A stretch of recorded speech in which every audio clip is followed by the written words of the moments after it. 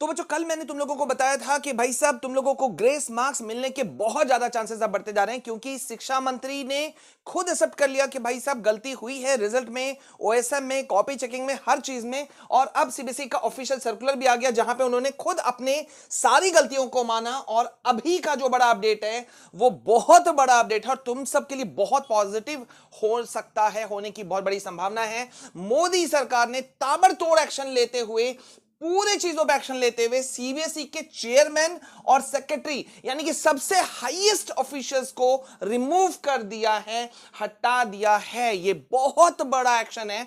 ये कह सकते हो कि भाई ये जो हम लोगों की यूनिटी है ना, जो पावर ऑफ स्ट्रेंथ या स्ट्रेंथ ऑफ पावर जो बोलो यार, मैं तो खुश हूं कि ये एक्शन लिया गया, बहुत बड़ा एक्शन लिया गया। सीबीएसई के चेयरमैन और सेक्रेटरी दोनों को हटा दिया गया है और सीधी सीधी एक कमिटी भी गठित कर दी गई है।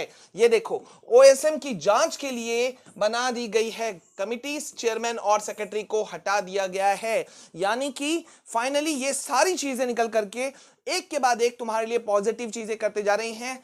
प्रधानमंत्री ने खुद हस्तक्षेप किया है, मैं तुमको यहां दिखा दे रहा हूं। अब प्रधानमंत्री खुद आ चुके हैं इस बीच में सामने में और उन्होंने खुद ये एक्शन लिया है। मैं तुमको दिखा देता हूं, ये देखो यहां क्या लिखा हुआ है।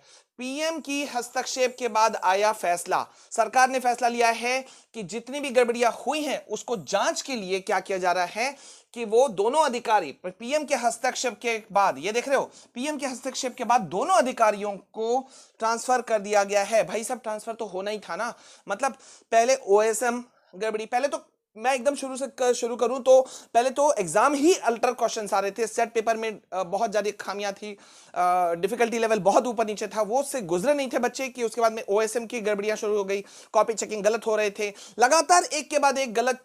उसके बाद रिजल्ट में इतनी गड़बड़ी, इतना देर और लास्ट में जाकर के मारपीट के बाद में रिजल्ट आता भी है। तो ऐसा रिजल्ट जिसमें कि सीबीएसई सरकार सारे जो है वो चारों तरफ से घिर गए। देखो अब बड़े ऑफिशियल्स के चलते सरकार घिर रही है तो सरकार तो अपना जान बचाएगी, ये तो कंफर्म है। और इसी वजह से क्या किया गया कि एक्शन ले लिया गया है और अब जो बात उठाया गया है उन सारी चीजों को चेक किया जाएगा, ओएसएम पे भी चेक किया जाएगा। जिस कंपनी को कॉन्ट्रैक्ट दिया गया कॉपी चेक करने का, उसे कैसे चुना गया उस पे भी सवाल उठ गया है, उस पे भी चेकिंग हो रही है, कमेटी गठित हो गई है। छात्रों का डेटा नंबर ऑनलाइन सुरक्षित है कि नहीं है, कॉपी दोबारा जांचने में इतनी देरी क्यों हो रही है, कॉपी किस तरह से चेक होगा, मतलब सब कुछ तुम्हारे फेवर में है। तो भाई साहब मुझे लगता है अब बहुत कुछ हो सकता है। भाई लिख लिख करके भर दो, हर जगह भर दो। देखो मैं फालतू के ट्वीट्स पे नहीं जाता हूं, मैं ये मेरा प्लेटफॉर्म है जहां से मैं तुमको हर संभव मदद कर सकता हूं। मेल जो मैं कर सकता था डे 1 से कर रहा हूं।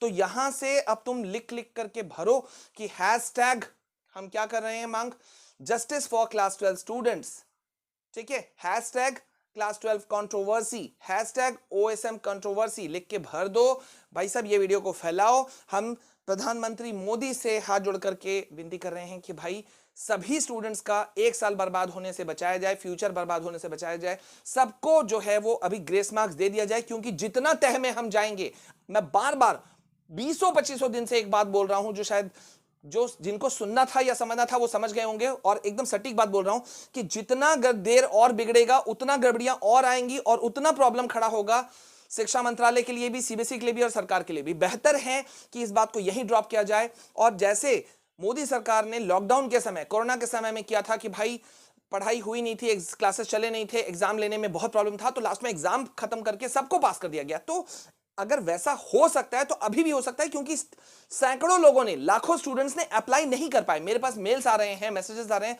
कि सर हम रीएवोल्यूशन के लिए कॉपी नहीं मांग पाए, उस समय पोर्टल में खराबी था या जो भी इश्यूज थे। तो अब क्या उन बच्चों के साथ जस्टिस नहीं होगा? इसलिए मेरा मांग है भाई सबको तुम दे दो मार्क्स, ठीक है।